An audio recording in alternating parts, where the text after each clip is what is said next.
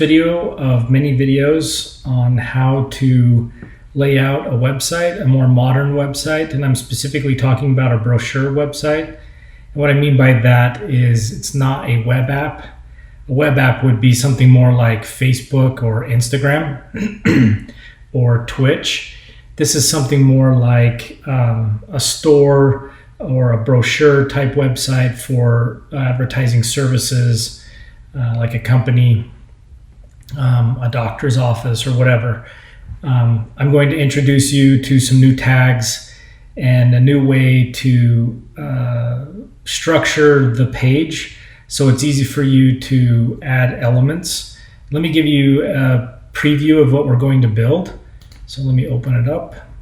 So we're going to lay out a website with tags that you're familiar with. We're going to introduce you to a few new ones, not too crazy. We're going to look at how we're going to do more advanced styles. Again, we're not going to get too crazy, but something different than what you're used to, so you can start creating more modern layouts and section things off. Before I get into that, though, let me kind of go into what I mean by sections and layouts. So let's look at a couple websites that you might be familiar with. So you look at Nike here. You can see here that they've got the navigation up here at the top. When you hover over, it gives you a drop down. And so that's the nav. And then down below, they call this the hero image. Sometimes it's called the billboard. But it's the big main image that you see at first that either is used for advertising new things or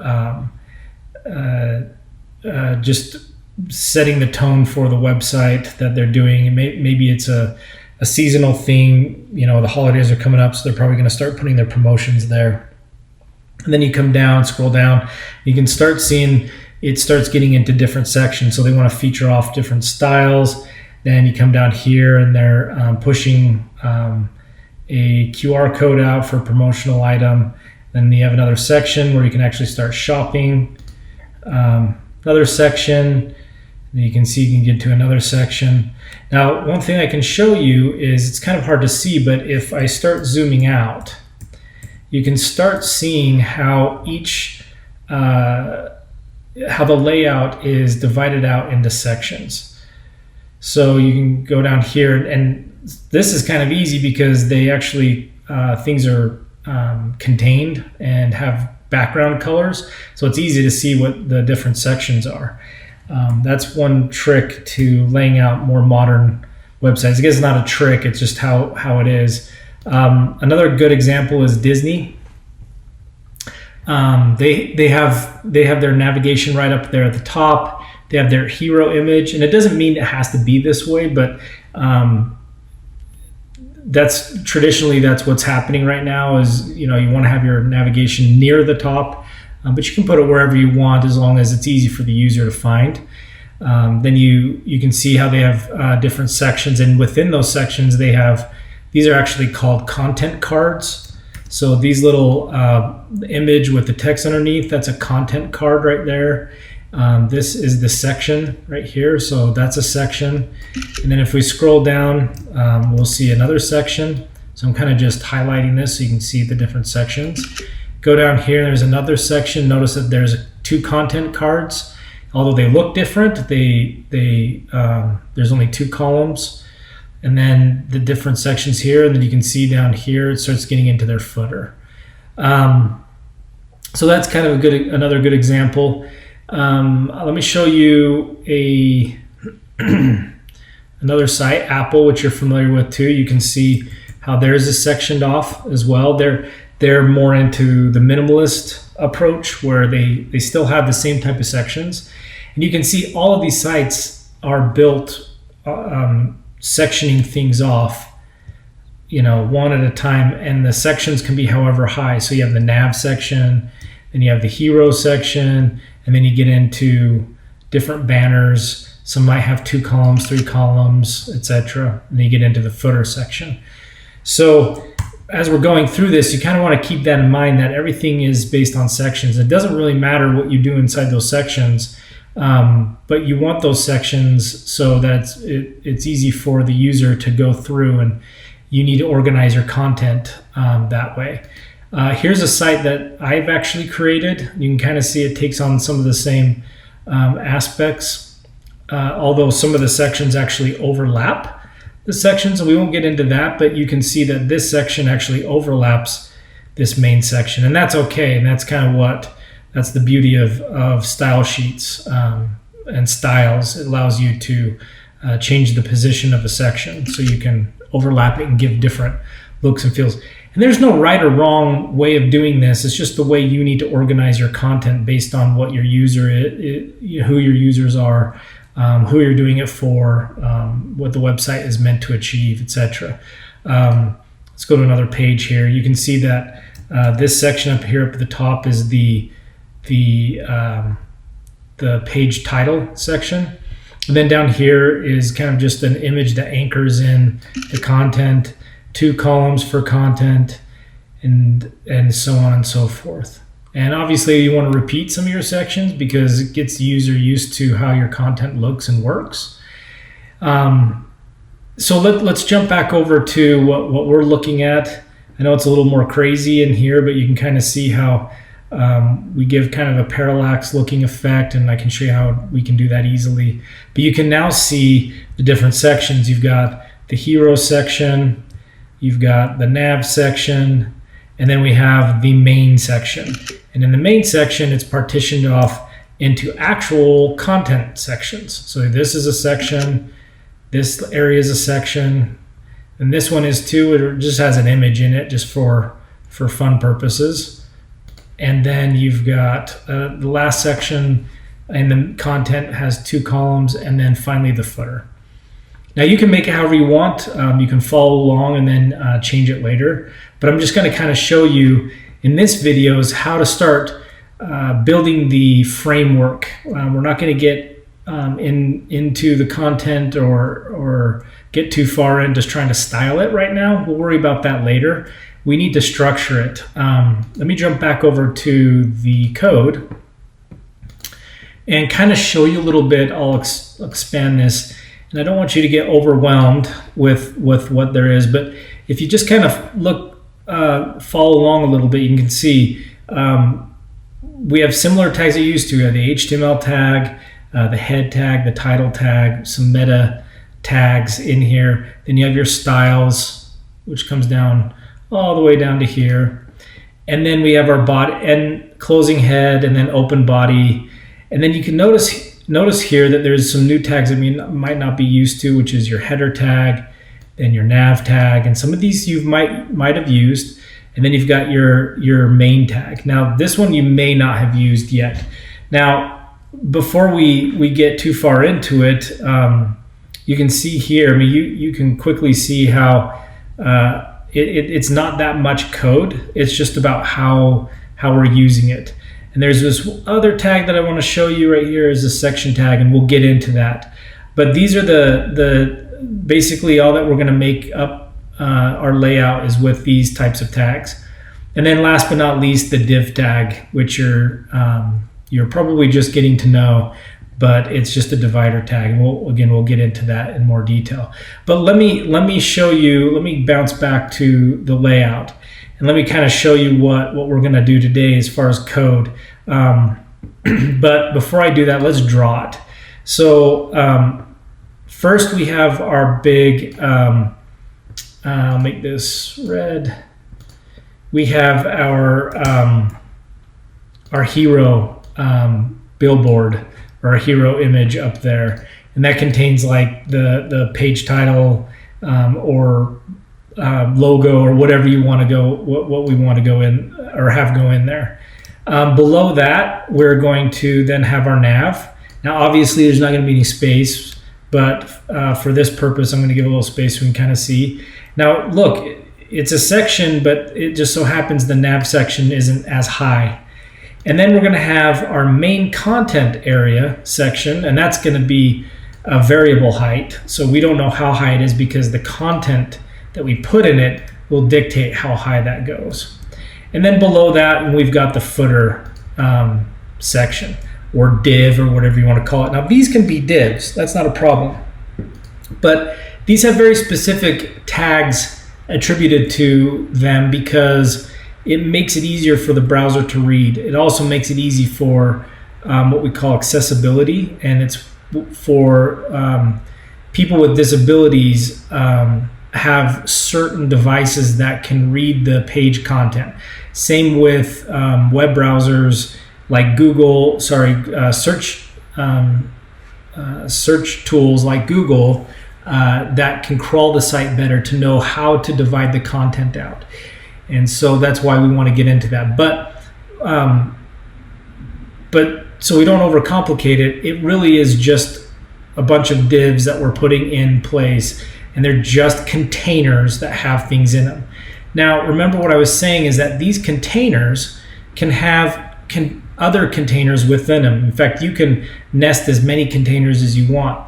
And it just so happens that when we, let me make that back there. It just so happens that when we want to put in a new, when we start wanting to do the content, we'll actually put child sections in here that, or children sections that will go inside there.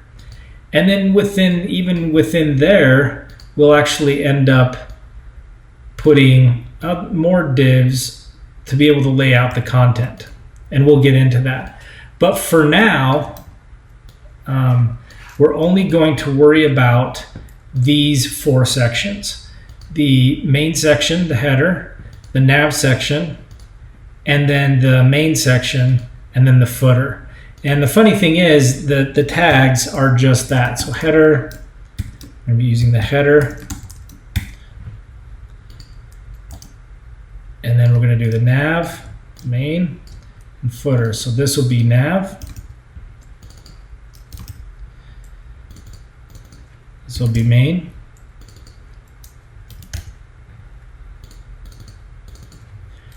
And footer.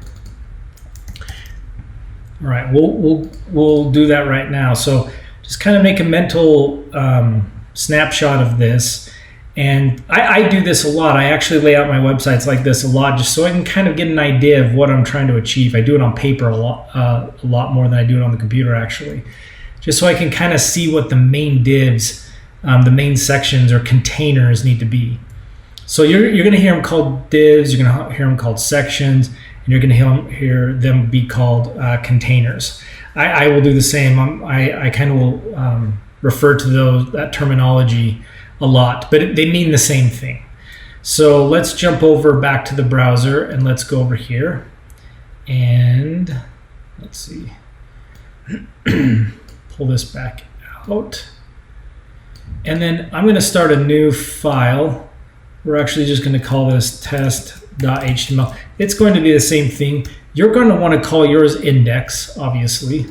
That's what I named mine. That way, index, as you recall, is the first page that it goes to. So if you go to Nike.com, you're actually probably going to index.php or HTML or something like that. Some of these websites have different languages than just HTML. So, but that's the idea, is that it's the index page or the home page or the first page, however you want to refer to it. But so let's, in this tutorial, I'm just going to go here and we'll start fresh. I'm going to open this up because I don't want to see that really. Let's see. Actually, I want to shut this and we'll open this up when we need it. So we started off with, we need to declare what type of document this is, HTML. And just so you know, I never remember how to type this. I refer to W3 Schools very often. In fact, I have it pulled up all the time. Just in case I forget styles or tags. I mean, it's literally impossible to memorize all of the tags. There's no need for that. You just need to know what you need to go look for and get really, really good at Googling. In fact, we make jokes with software engineers all the time that we're professional Googlers. That's at the end of the day, we're Googling more than we're typing our code. So now we do our opening and closing tag, which it auto did it for me anyway. Let's put in a title. Now make sure you put in your metadata. I'm not going to put that in here just for ease. So it's easier to read it as I'm going through this tutorial, but make sure you put in your metadata, meta tags, so your meta description and that kind of stuff that you've been taught how to do. Body, and then, whoops, you guys are probably freaking out. This needs to go below here, and then we have our body. Let's be proper and indent that, and then yeah. All right, then we can start going. So basically anything we type in here is now going to show up. So we can save this. Let's go ahead and open it. Whoops. Oh.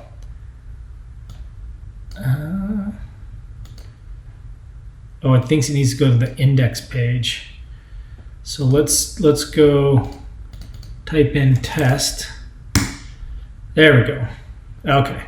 So we'll go back here. Sorry, I'm not very familiar with the Sandbox, so apologize. In fact, let me just take this. Let me remove this. I'm actually going to remove this. Let's just paste it here. We'll delete that. I'll make sure you guys can have the source code another way. So we'll save that, run it. We can see now that that's what we have. So we'll put in tester, the famous hello world. When you do your first bit of code, I'll run that hello world. So we know it's working, we know it's changing it. Let's keep going. So remember what I said, there's gonna be 4 sections. So let's give ourselves a little bit of space. The first tag that I want to introduce you to is header. Now the header tag is basically a div tag. Div tag is a divider tag. It helps you contain content. But the difference is the header tag has certain attributes on it and acts like a section already out of the box. So we don't have to add all these styles to it like we would a div tag.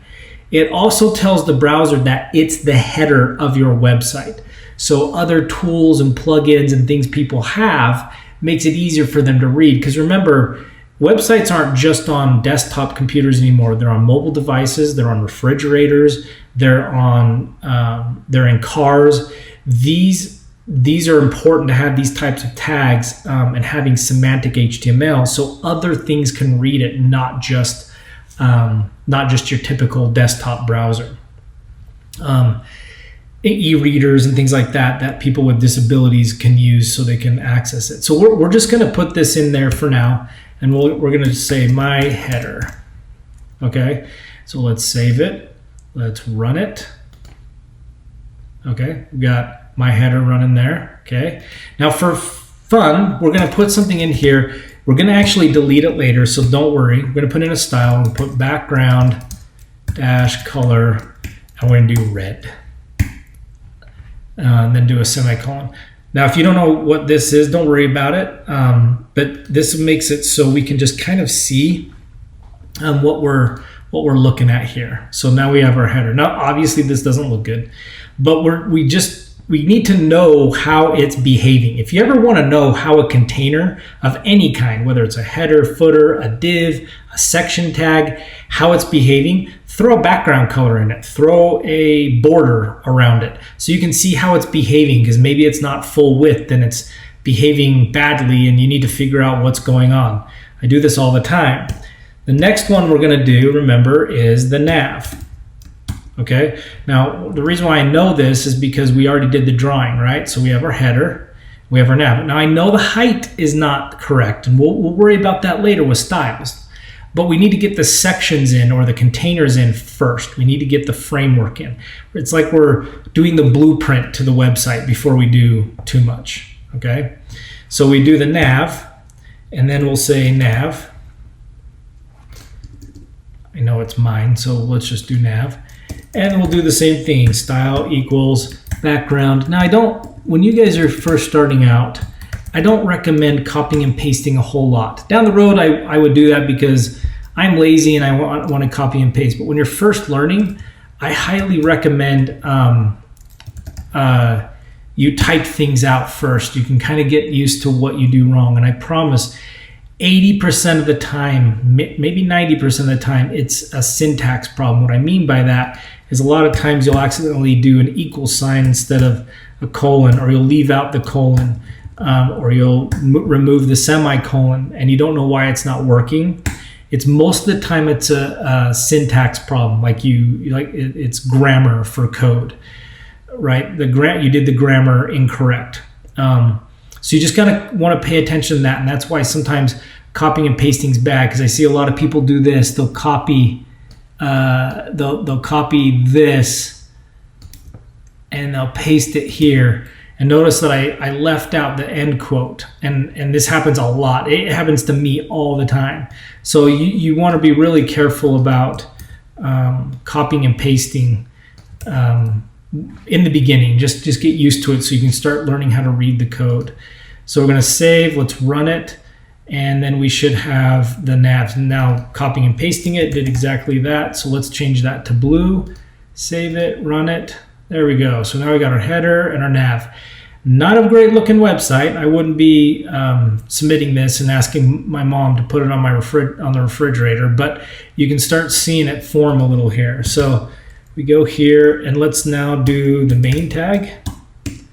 Now again, nav is just a div tag with a special name. It just was named nav. That has properties already built in, and what that is in fact, let me see if I can change this to div and show you. Okay, it's going full width, but it's already breaking up in there. So if I were to have div here, I think that's,